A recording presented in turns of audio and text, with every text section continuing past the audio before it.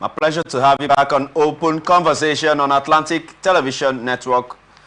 We have to apologize for that short time spent adjusting one or two to make sure that the program comes up very clear and sound. We will not waste any time and take any much of your time, but we are going to introduce our guest today, and our guest is a political analyst in the person of Daniel Momo. It's a pleasure to have you on the show, sir. Thank you for having me. Welcome, sir.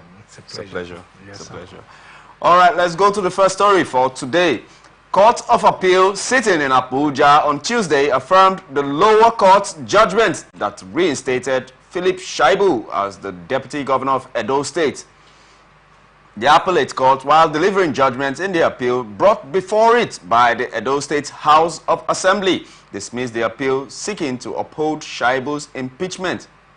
Shaibu was impeached on April 8, 2024, following the adoption of the report of a 7-man committee set up by the state's Chief Judge, Justice Daniel Okumboa, to investigate allegations of misconduct against him. The House Majority Leader, Charity Agwobarehian, had said that while the report of the panel was unable to establish the case of perjury brought against Shaibu, the panel found him guilty of disclosure of government secrets. Justice James Omotosho of a Federal High Court sitting in Abuja on July the 17th voided the impeachment and ordered his immediate reinstatement. Yes, sir, Mr. Momo, sir. Yeah, first of all, that is my state. Oh, it's a pleasure. I'm from Edo State. I think it's a congratulations for the rule of law. Okay. How one man wakes up one day and decide that the person who they were on a joint ticket elected and decide that that person must go. The people ought to decide. And unfortunately, the State House of Assembly was towing the governor's directive. And for the rule of law, it's a congratulations. But above that, I think what the Court of Appeal did was to reinstate what the lower court said. Yeah. Part of the reliefs the lower court granted was that that office was never, that it was in capital letter, it was never vacant. In other words, the man who is there today, Omobayo, who is the current, what it means by this judgment is that for every kobo he had received, for every penny he has received, for anything, he has appended his signature is null and void. Okay. For every kobo that he has received must be returned to the coffers of the Edo State government. If nobody prosecutes him, someone else will do that tomorrow.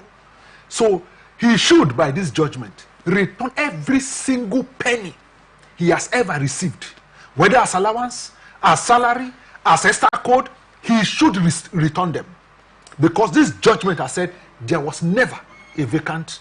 The office of the deputy governor was never vacant.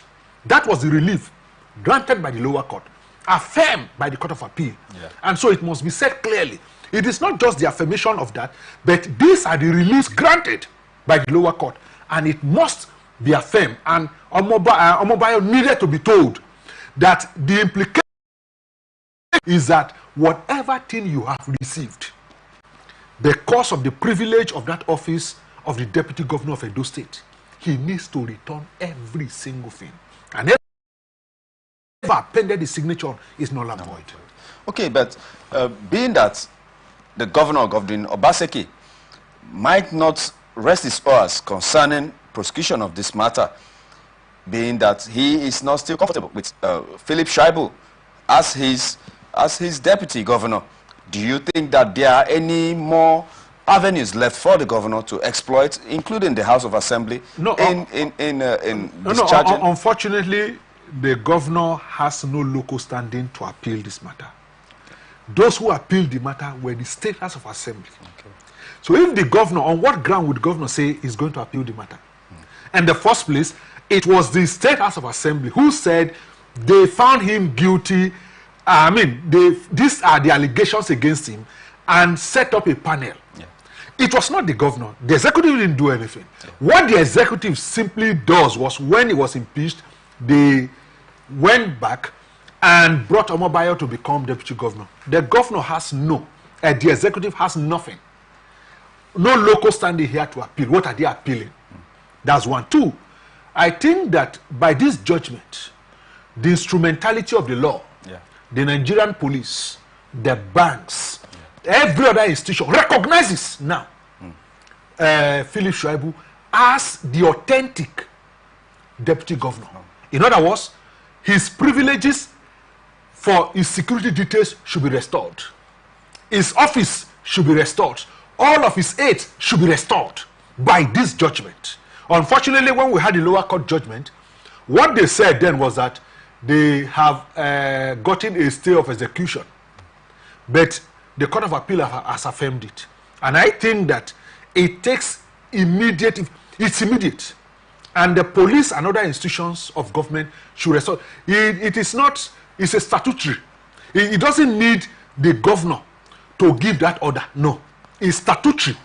Statutory means that it comes, you don't need to append your signature to say, okay, oh, bring this police. No, it's statutory.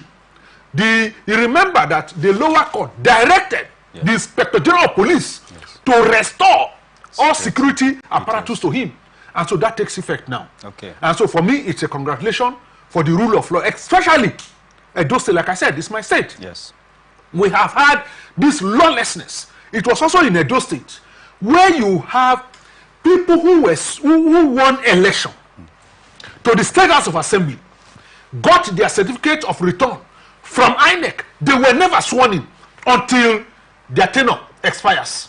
That is the lawlessness in Edo State. And so, for me, it's a congratulations for the rule of law, for the lovers of democracy, not people who comes to office via democratic means and turn themselves into a mini god and dictators in a state. And so for me, it's a congratulations to Philip Shuaibu, congratulations to Edo State and the rule of law. Okay. Being a political juggernaut that you are, and being that it's a terrain that you are already conversant with, I want to know your opinion on the present. What do you think might be the political how would the political environment turn out to be coming gubernatorial? Being that I think Igbenedion, Igbenedion just moved over to the APC, and also Adams Oshomole is hell-bent on making sure that the state is recaptured by the APC. Do you think that Godwin Obaseki has what it takes to still retain the state for the PDP coming gubernatorial elections? First of all, I am an advocate of good governance. Whether the PDP or the APC, there's also the Labour Party. Yes. For me, the best man should get a job for Edo State. Regardless of political party. I'm not affiliated to the APC. Neither am I affiliated to the PDP, but we are all from the same state. And so for me, the best man should take the job. But in taking that job, we should look at the last 8 years. The people of Edo State, I speak to them. Had there been progress? If yes, continue. If no, look for alternative. That's one. Two, I think that the political atmosphere in Edo State is one such that, though it's an agreement that it was never written, but there was an agreement that the governorship, the seat of power, should rotate between the 3 senatorial districts, where you have the Edo South, Edo North, and the Edo Central. But unfortunately, you have had godfathers who are selfish, who are hell-bent on, this is my person and that person must occupy the office. Adams Shomole came, he has spent 8 years. Godwin Obaseki is there now. Adams Shomole is from Edo North. Obaseki is from Edo South, the Benins. Yeah. He has spent 8 years. 2 of the political party, the APC and the PDP, had now moved their base to Edo South, Edo Central. which, in all honesty, everyone in Edo State wants the seat of power, even though not written. But there is this understanding among the political class that it should go that way. To the central. It is going to the central. But for me, like an advocate of good governance, I always would say that let the best person who has the best policies, who had the people at heart, to win the election. But speaking to Edo people, for me is to say, has your life been better by what we have had in the last 8 years in terms of quality primary health care, education, road infrastructures, and all? Has your life been better? If not, go the other way. If yes, continue. But look at the candidates without sentiment, so that we will not be voting with our heart. The heart is for emotions, it's for sentiment. It's for say, oh, he's my brother, he's my sister. Let's not use our heart to vote. Let's use our head to vote the coming September 21 election in Edo State. Oh, fair enough, fair enough. Fair enough. All right, let's move on to the next story for today. Independent National Electoral Commission, INEC, on Tuesday said that 2.6 million voters will take part in the September 21st governorship election in Edo State.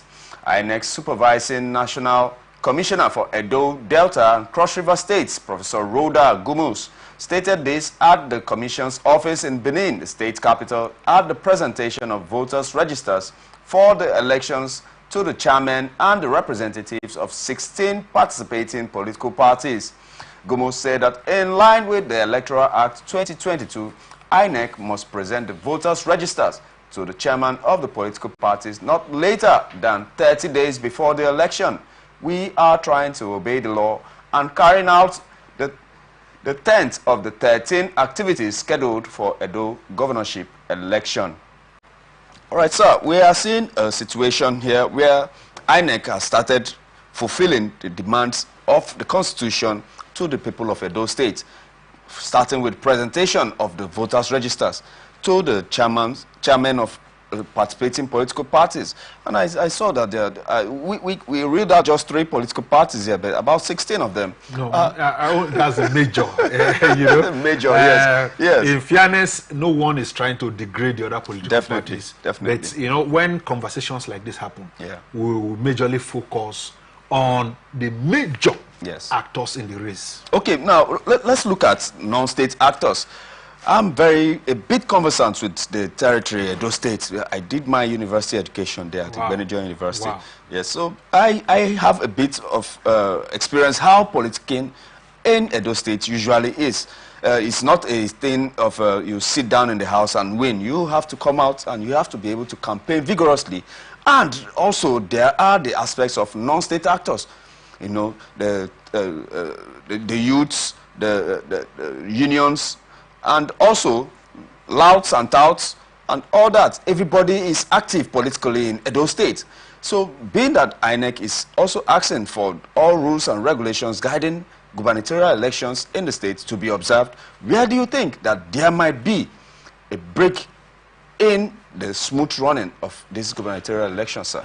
First of all, from what you said earlier, good that INEC is fulfilling first is mandate on the obligations to conduct the election. But certain things I want to raise there. It is not just the work of INEC. Okay. It is also the work of the political parties that this register has been handed over to them. Scrutinize it. Go through it. Go to your wards. Go to the polling units. Paste these things on the wall. Call out your supporters. Verify these data. Verify if you cannot find your name, because it's very possible that probably I voted last time. This was my polling unit, because sometimes in creating some delineation by INEC, certain persons might have been moved to a polling unit. Now go and check. Don't wait until it is the election day. You now start coming and you won't see your name. Now it is the work of the political parties, the CSOs, to now start helping the people go out en masse and check if you can find your name. Go to the polling areas where you did your presidential election. Check if you are still there or you have been moved to another polling unit. Go and check, so that at the end of it, these are the things that makes for a smooth election. 2 is that I want to sound a note of warning to INEC. I thought that by now we should have what we call the mock exercise, where we test run, because there was a time where we had, was it fire or flood? I can't remember again. In Edo State, they gutted some machines and things, sensitive and non-sensitive materials in Edo State. Exactly. I thought that by now we should be having what we call the mock exercise. Check out turnout, check out in trying the training that you have done for your staff. Let them do some small exercise of it. Let's check out the machine, because we had the issue of not uploading the data from the polling booth to the IRF portal. Exactly. Can we now say that that thing has been sorted out, and that Edo election is the first election after the presidential election, the last election, almost 1 year, so that we can create confidence? The people will see that, okay, I think INEC is trying to sort out what was controversial in the last election. And so for me, it's a good thing that INEC should do what we call the mock exercise and take everything now to the non-state actors. And I think that whether it's a tout, a conductor, and the man in the very big man in coat, all have one vote. Exercise that power of that one vote. It was real out at 0.6 million plus voters in Edo State. I beg all registered voters in Edo State, come out and exercise your civic responsibility. Come out. Don't say that few, because when we look at statistics, history has told us that not even close to 30% of persons who come out to exercise their franchise. So I beg Edo State, I beg the women, the mothers, the students, the youth, the elderly. It is your time. Use that power. It is one man, one vote. Use that power. Sir, what could cause that's low turnout to confidence? Yeah. Okay. Confidence has always been. There's this perception, which is sometimes when you hear they say Transparency International, corruption in Nigeria and all of that, it is perception. It is not based on how many arrests you made, how many cases you won, because there's this perception that whether we vote or we no vote, the person who go win election will win election. No, let's not do that.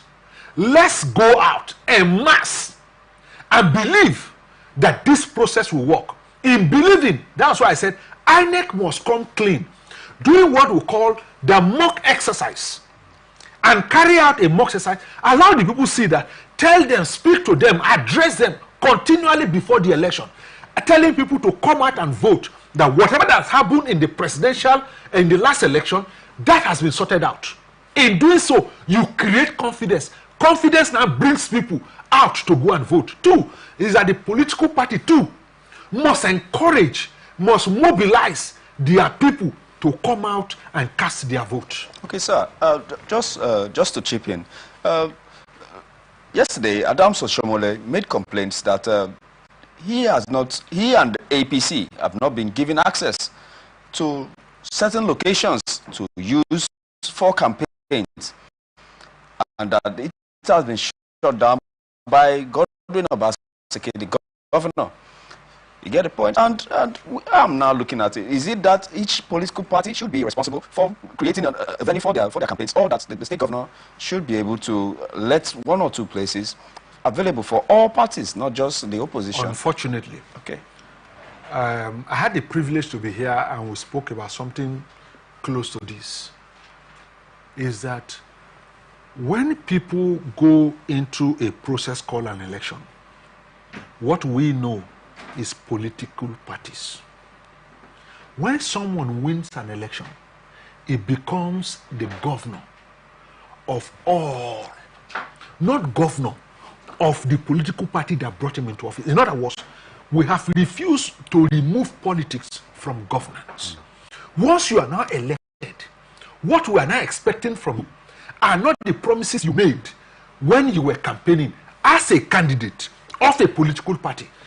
You are now a governor who is governing a state. In other words, you have taken an oath to be fair to all, regardless of your political party. That is the oath of office you took. In other words, why would it be, for example, there are schools that were supposed to be used, fields, supposed to be used for campaign. It's a normal thing. You should have a place where the state government or the local government, the local council area, should say, okay, if a political party will use ABCD primary school in my locality, you have to pay us the sum of 75,000 naira. What does that do? It is meant, for example, when we are done, there's something called, you can take what they call caution fee. Yeah. If you destroy anything, this is the money we'll use to repair it. And if you know, by the time you come, you take your pure water, take your sweet, take your biscuit. So clean that place. You can pay. But by the time you now see, none of other political parties is allowed to use any of the infrastructure in this, except the political party that brought you into power. You are violating your oath of office. And unfortunately, Nigerians do not have capacity to arrest such situations. And so what do we expect? Like I was watching it, I was saying about 3 days ago. They had to go and use University of Benin because University of Benin belongs to the federal government.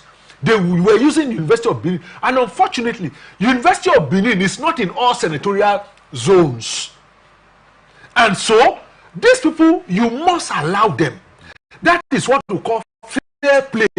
These are the things that will not break thuggery, because some people will feel that we have been out of the process.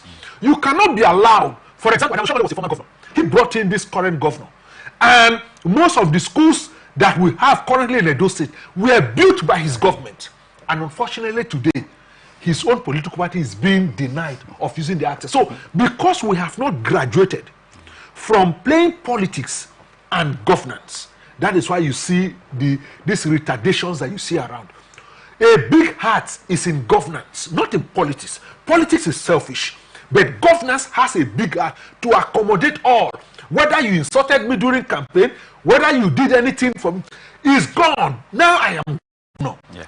I am now the governing all. Whether the black, the old, the young, but unfortunately, in governance we still play politics. That is what you see. Okay. Finally, on this note, being that the Constitution allows every citizen in Nigeria to fairly throw in the hat to contest for any available political positions. And yesterday, I also heard Adams Oshomole make comments on that there should be a debate, and that the debate should be it should be based on the mother tongue, using Ishan language or any other language that is native to the Edo people, to use that as a way to campaign and to have a debate with all political party contenders using the language as an instrument of communication. Do you think that's right? It is right to the extent of where he sees it from. Okay. But for me, sitting here, in every state, there's what we call the Igbo community, the Yoruba community, the Hausa community, Edo State now as a case study. You have the international communities in Edo State doing business in Edo State. Do they hear that language? 1. 2, in Edo State, an Isha man can talk and a Benin man might not understand. That's why I said he is correct to the extent at which he sees it from. And in all fairness, we will not be in the State Executive Council debating issues and policies, and then we reduced it to our mother tongue, except if all of us speak one language, one dialect. If that happens, for example, we have countries like Germany, we have countries like China, we have countries like Russia, that uses their language even in solving mathematics. Exactly. Absolutely. Fair enough. I would have loved that. But I know I am from Auchi. If I speak, I am not sure that the Benin man will understand all that I say. All. He might understand some, but he might not understand all. But I think that there is nothing bad that when he's in Asian land, he can use the language in communicating deep to his people. I know that Asue Godalo is being seen as a trophy boy, that he was not bred in the States, so he might not have full control of linguistics performance to be able to speak as much as maybe the other contestants. Does it mean that every contestant coming for governorship of Edo State should have control over native tongue, at least to make him qualified to be? Sometimes we look at leaders and want to emulate them. Okay. Right? Yeah. In that aspect, I would have said, let me see how this man has achieved a lot abroad and all of that. He can still communicate to us in our mother tongue. It will be beautiful to see. But it doesn't take away his ability, his experience, all that he has gotten over the years. Because he couldn't speak his mother tongue doesn't take away those facts. Two, is that because he couldn't speak his mother tongue doesn't make him insensitive to his people. No. Compassion is in the heart. We have seen people who violate their own people, who they speak the same language. We have seen people who come from other places. I was privileged to speak to someone, and I was telling him that in life, the people who had helped me more in life, who has promoted me more in life, are not people from my village. Right? They are not people who understand my mother's tongue. So in other words, I do not believe that because Aswan Igodalo cannot communicate effectively in his mother tongue does not take away his ability to work, his compassion, his experience over the years. No, I do not agree. But again, you want to see a leader and say, oh, I wish I could emulate this man.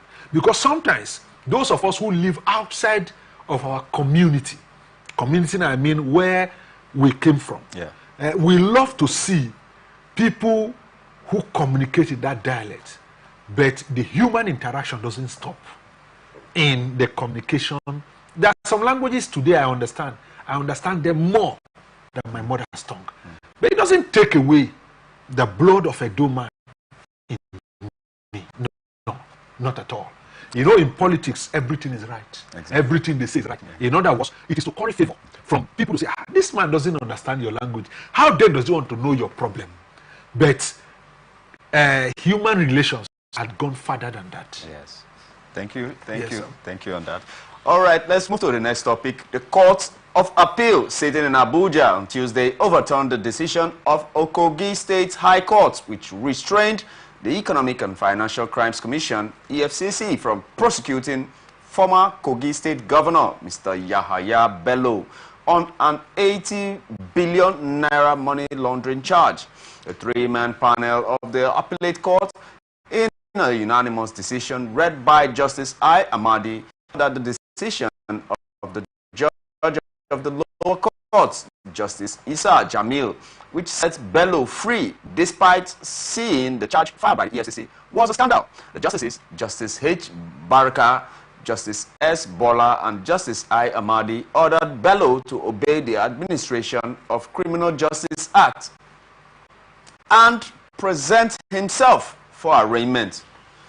So we are seeing some judicial rigmarole and judicial gymnastics, being that a competent court had, for the want of preservation of human rights of Yahaya Bello, set him free from prosecution by the EFCC on an 80 billion naira charge stolen from, allegedly taken from the coffers of Kogi State. And it has been done by an appellate court, and which they described the actions of a trial court as a scandal. Do you think that it was right for that trial court to have set Yahaya Bello on human rights charges, on human rights protection, and having been overturned, what would be the status quo of Yahaya Bello right now, sir? I wish that all Nigerians can have this type of privilege, where I just sit down in my house and tell the court, I don't want to appear here. No, I feel that in Abuja, abuse or something, I want my trial in court. The ability to want to untwist. You want to decide where a case should be. You want to decide how the judgment should be. You want to decide the court that should sit on a judgment. And I think it is not fair. And I think that people are watching. And they are watching us clearly. Yeah. Especially for public servant. He begged to serve the people of Kogi State. He served them whether meritoriously or otherwise. I am not here to say that.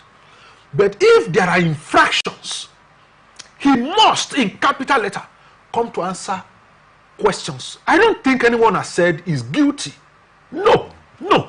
There are allegations to say, you need to come and explain to us how this moved here, how this money moved here. Show us the receipt of approvals that made this money to move into your children's school. Or it was there an approval from the state executive council to say, okay, we cannot be paying the school fees of Yahaya Bello's children. I think that's why I said people are watching us and watching clearly. And unfortunately, I think the judiciary in Kogi State and Abuja are taking clue from River State, which will come up with one ex parte order, an ex parte order, an ex parte order, an ex parte order.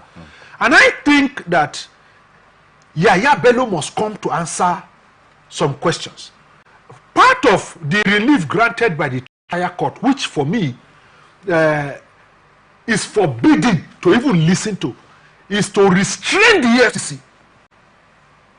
How do you restrain a body created by law? That this is what the law created them to do. When you now restrain them, what do? Okay, they should go home?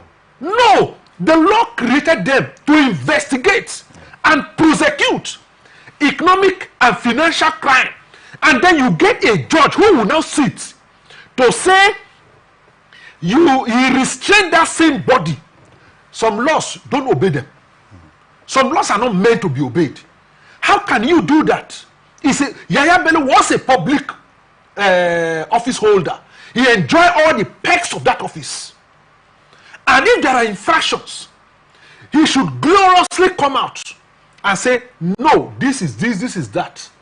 And I think that the judiciary, I don't know, I don't know how they want to arrest certain things and arrest some of these cases. Where you see sometimes courts of coordinate jurisdictions giving different rulings. A single matter has been trashed over the years. But I think that, thank God for this judgment, Yahaya Bello cannot choose where he would be arraigned. He should not choose where he would go to any court. Never. He should not be allowed to happen. He should submit himself to the FCC. He was a public servant. And as a public office holder, you enjoy all the perks of that office. You should come and answer for those questions. It's an allegations until proven. Until proven. So why is he hiding? The other time we had this show of shame in Kogi State, where they said they came to arrest him and all of that. And then they said the state governor came in there and took him away. We should not use our privileged positions today to harass, to loot an office where we are supposed to uplift the people. But Yahaya Bello must answer to those allegations raised by the FCC. Okay, sir. So, do you think the NJC, which should be the supervising authority over the conduct of judges, do you think the NJC is living up to expectation, or has it been politicized? Because I know that very recently the Chief Justice Ariwola also made mention of about 22 judges that are to be reprimanded and they are to be investigated. Do you think that the NJC is living up to its mandate, sir? Like I said before, perception is real. Okay. What is the perception that we have towards the NJC? they are like people who, whether they really don't care or they are slow to take actions, or I really don't know. Because there are certain glaring infractions in like River State where we are today. And I wonder, you see that no one can even call anyone to order to dare you give such a judgment. How possible? Well, that you do not have the local standing to give that. You do not have the jurisdiction to sit on that matter. You sit on the matter and you give judgment on that matter. Unfortunately, I think it is not too late also to say that the NJC and everybody responsible should rise up to the occasion and resuscitate students. Okay, sir. Good enough, sir. We are going straight to Kano State right now. The Kano State Independent Electoral Commission, (KANSEC), has said it will not back down on the nomination fees for the upcoming chairmanship and councillorship elections in the state, despite strident criticisms from some political parties and other stakeholders. The commission had fixed 10 million naira and 5 million naira nomination fees for the chairmanship and councillorship positions respectively. The chairman of the commission, Professor Sani Malumfashi, dismissed the complaints by the opposition, saying that there was no going back on the amount. Malumfashi said that the commission fixed the fees, having assessed the inflationary trend in the country, characterized by high prices of goods and services.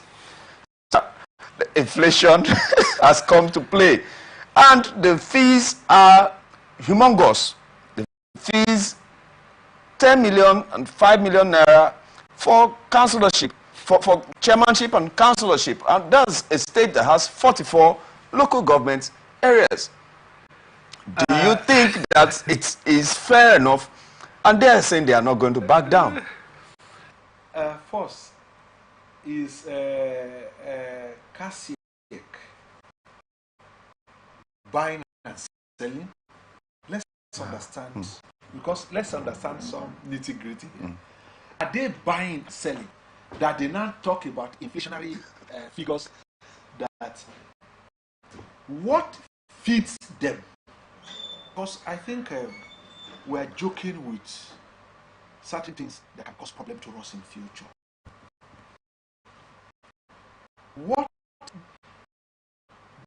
gives life to them is the law of Kano State.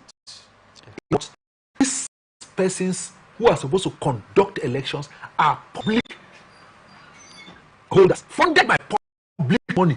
In other words, every money the KANSEC will use to conduct elections in Kano State has been budgeted for. Public money. Public money. Not same way. Imagine if the INEC national chairman says that all political parties will pay 10 million naira. How? The first thing you ask is that, have you not become an agency that generate funds? They are not agencies that generate funds. It is never there. Theirs is to use public funds to conduct public elections that will be public people to serve in public offices. At what time should they be debating on how much a particular political party should receive? In other words, where do they want to pay that money into? Kano State or where? How? They are never a generating agency. Never. They are supposed to conduct election. They are supposed to be apolitical. In other words, they are now saying what the opposition. Who is opposition? For a man who is conducting election, knows an opposition. Who is opposition? To you, it is like that woman in the court of law whose eyes has been blindfolded. Yours is to say political party A has obeyed us, submitted their candidate. You go ahead. A, you have not. Oh, we have a deadline. You saw when we were talking about that says the law said 30 days before election. So they are not supposed to be a generating agency that should generate money for Kano State. No, they are supposed to conduct election. In other words, all of the money that they use is budgeted for. If it is not enough, they should go back and do what we call the supplementary budget to get more funds from Kano State government. It is not a generating agency to now decide, because sometimes we might now look and say, okay, probably as they term that now opposition, maybe they cannot even afford it. Why don't we even charge them 1 billion? That is where you see that there could be abuse. If these ones charge 10 million today, others might charge 500 million, knowing fully well that these political parties cannot afford that money. And so for me, people should rise up to the occasion and go to court and set aside that order for them to pay 10 million and 5 million naira respectively. It is illegal. CASIEC is not a generating agency by law. Now let me ask, does CASIEC has the data to conduct elections? No. Do they have the sensitive and non-sensitive material? No. All of those things belongs to INEC. Is INEC charging them for money? Absolutely no. And so how can they charge contestants, political parties, money? When did they become a generating agency? So I think the people involved should go to court and set aside that order. That order is null and void. It's illegal. Because CASIEC is not a generating agency, and it should not be allowed by law to generate any money from anyone. This is illegal. I imagine they are using the word inflationary. How does that happen? What mathematics? Are you saying that we must pay for our ballot papers? No, I should not pay for the use to go and vote. Nobody should do that. That is why it is budgeted for, debated at the Senate Assembly, to say this is how much we needed to conduct that elections. To now come and tell me that you needed this money because what inflationary, what are you saying? It is only the political parties that can fix any amount to people who want to participate in an election. It is not. Yes, it is not the electoral body putting money to say and now referring in its own statement that opposition party. Who is an opposition party to you? It is other political parties to others as opposition, not the electoral body. Imagine that Professor Atairu, is it Jaga's name now? No, Mahmoud or something. Mahmoud Yakubu. He is now saying oppositions are the one. You are finished. You are finished if you ever mention that. But this is what is happening in Kano State. Unfortunately, people should go to court and set aside that order. Okay, sir. The sheriff in charge of that state, Abba Yusuf, and the New Nigeria People's Party has been touting themselves as the change that Nigeria needs.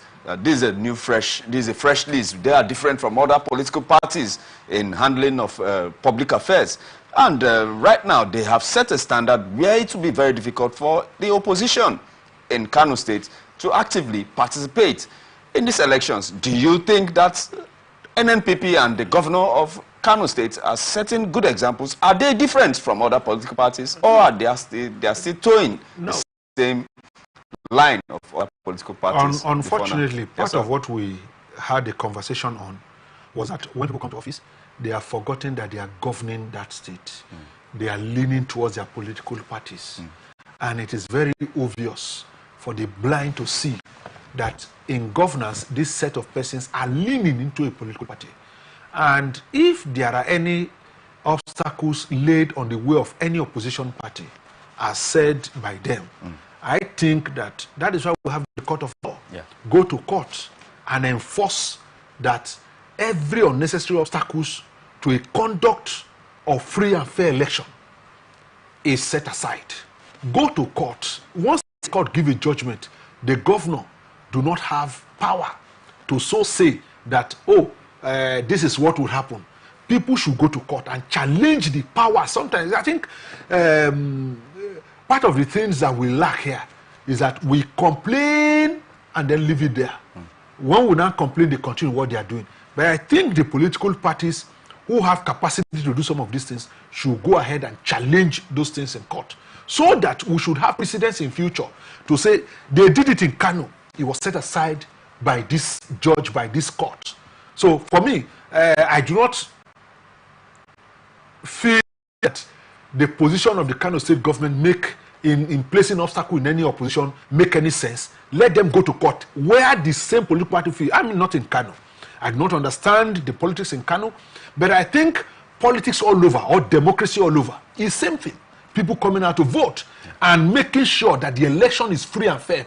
Where they perceive, other political parties perceive that there will be an injustice to them, they should go to court and set those others aside. Okay, sir. All right, let's check out this story from the federal government inaugurating a 10-man inter-ministerial committee to enforce the Supreme Court judgment on local government autonomy. The Supreme Court on the 11th of July granted autonomy to local governments across the country. A 7-man panel in a judgment delivered by Justice Emmanuel Adim declared that the 774 local government councils in the country should manage their funds. The apex court also held that governmental power is divided into 3 arms: the federal, the states, and the local governments. In a statement by the Director of Information and Public Relations at the Office of the Secretary to the Government of the Federation, Shegun Omohiosen, it was stated that the federal government has set up a committee for the implementation of the judgment. Yes, sir, we are seeing a situation where local government autonomy is being challenged covertly by the state governors. And the federal government is also putting its foot down to make sure that they protect the local government from undue interference and influence from the state government. Do you think that the local governments are really autonomous, and can they really perform their duties of financial autonomy without recourse to the state government? Yes, that judgment, from what you just said now, the committee set up to enforce. First of all, the judgment by the Supreme Court has already taken effect. Okay. It's a law. The day it was said, it becomes a law. But I understand that at the time that that judgment was given, you had close to about 20-something states in Nigeria. They were running, whether caretaker, all kinds of nomenclature given to the persons that were put in those offices. Yeah. And so I think it behoves on the state governors and the federal government to sit down and have a political resolution. Okay. Just like what you have in Rivers State. Yes, the legal aspect is okay, but the legal aspect will not bring the needed peace, the needed understanding. You still have to solve certain things politically. Now, the political resolution that I think probably is why they are bringing the committee in place. We must come to a conclusion to say, for now, we can still be releasing the money to what they call the Joint Allocation Committee, the JAC, whatever, by state and local government. I mean, by the states and local government. Yes, we can. Let's do that for the next 2 months, the next 3 months. That any state that has not conducted election from now till the 31st of October, that from 1st of November, all funds will be paid directly to the local government. That can be achieved politically, so that we don't have unnecessary argument. Because at the end of the day, if the federal government is saying, no, according to the Supreme Court said, do not pay if they have a joint account. If the federal government do not pay, remember that the people who suffer more are the people in the grassroots. That's why you needed a resolutions to some of these things, and which for me it is good. But will that give autonomy to the local government from your question? Yes, on the long term. Well, let's look at the long term. Let's not look at what the governments are doing now. Things are changing. The Supreme Court has made this judgment. So I think going forward, we will now be looking at who then conduct elections. Who conduct elections for local government? Or should we now be looking at the fact that part of the Supreme Court judgment was that they are supposed to spend 4 years. Same way the governors and the president are spending 4 years. So should we now be looking at, let INEC conduct all elections at once, rather than having what we have in Rivers State as RISEC, in Kano as KASIEC, in Lagos as LASEC, and all of that? Should we have one central body that we could, by perception, because we feel that local government elections are just written somewhere by somebody. That is the perception. I'm not saying that is what happened. That is general perception. So, but I think that in the long run, the judgment of the Supreme Court will benefit the people in the local government. But on the immediate, yes, the state governors still have control because of the political arrangement. Once you become the governor, you automatically become the leader of that political party in that state. And so I think for now, on the short run, yes, the governors might be having their way, but I tell you that on the long run, the people will enjoy this judgment better. Okay, but in this case now, wherein there's a JAC, wherein there's a Joint Allocation Committee, it already overrules autonomy of the local government, and most local government chairmen per se want to kowtow to their boss, being that politically, just as you said, that a political situation and solution is needed for this. And politically, most of these local government chairmen are brought to the center stage of their local governments by the instrumentality of the state governors. And also, we are seeing a situation where it might also result, just as in Oyo State, their local government chairmen decide that we don't want to be independent. We want to have a contributory account where we contribute and the state government contributes to still take care of local government administration. If they do that, it's illegal. Okay. You can have your say on what, like the Supreme Court said, once we are giving judgment and you are not satisfied, go and appeal to God. So, or your state can decide to say what they want to say, but they know that once it becomes effect, it is illegal to even pay there because the federal government will not pay. They would have an account of the local government where the federal government will pay to, or rather, not federal government, the fact that shares the money will pay directly to. So I do not. These are just beer parlor conversations from Oyo State. For me, the Supreme Court has given its judgment. If in Oyo State they are not satisfied, they can appeal to God. But when it comes into full effect, I tell you, sir, that they cannot because it becomes illegal. FAC can't even do that. FAC will not even have that power. Why does it have the power? The Supreme Court has said this is what should happen. So FAC itself cannot do that. They will not have the power to so do. So whatever Oyo State has said is immaterial for me. I look at what as the Supreme Court said. What the Supreme Court said takes. Okay, sir. In this case, where the three arms of government, the three tiers of government, are seen to be equal, and in their disposition of their duties, and the president has his immunity intact, the state governors have their immunities intact. Why is such privilege not given? Let's not have that at the local level. If not, we are going to create today. Some of us are regretting that some state governors still have immunity from what they do, from the exercise of which they abuse their office. I think that the local government should never have immunity. That's one. Two, now we can now begin to trace when local government funds go to. We can trace, EFCC can trace, NFIU can trace. People can now begin to look at the activities of the local government. But I think part of the things that the state would also benefit is that most of the things that it carries out from the building trunk C roads, which is local government roads, will be left for the local government to do themselves. So the burden of that, the state will no longer be carrying those burden. Those are one of the things too that the state governments would have to shave off and give to the local government. But I think overall, the council chairman should never have immunity.